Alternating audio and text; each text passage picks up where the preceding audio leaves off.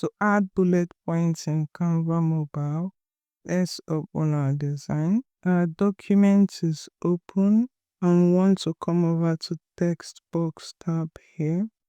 So add a text box. I'm going to paste in my text into this text box.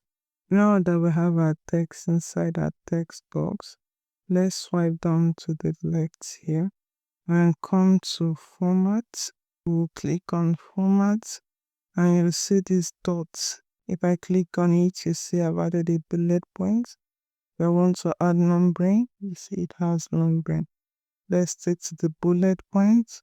If I still want to step this text down, I'm going to click in here, come to enter, step it down, enter, click behind in here, enter, and click behind mobile, and enter. I'll check this box, select the text box again, drag it and position it to the center, click on the format, align it to the right.